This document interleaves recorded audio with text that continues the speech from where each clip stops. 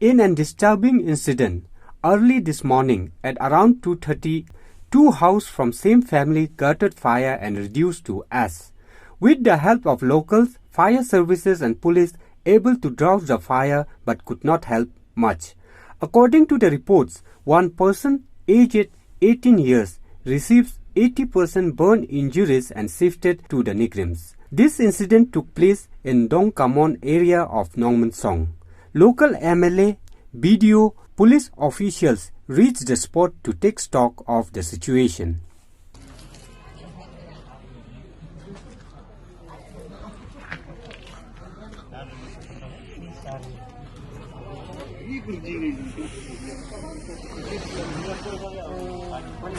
Ini arti long tinggi aku beli ada senong masalah kiat dong kita orang badong dengan dong kiat lalu bersedang sampai dan kita kam bagaimana iru bang lapon uca official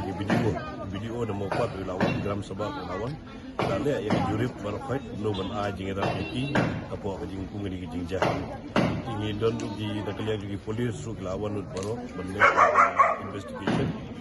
tinggi nak kalian kejonga hi dia relief ni ada pada IT bah tak betul jenol kam jadi benda immediately tiga bayi pada hadin begini pet ni tentang bagasnong dia tiga jenol kam yang gedon kam iki hadin abot kita kalian kedungi mentah hi ada hi nak kalian jonga video ya official bagasnong official di polis pada kalian kedungi rupung MLA budi pet ni kita constituency ila dai benda hi ya ke gedon kam dan ketinggalan iki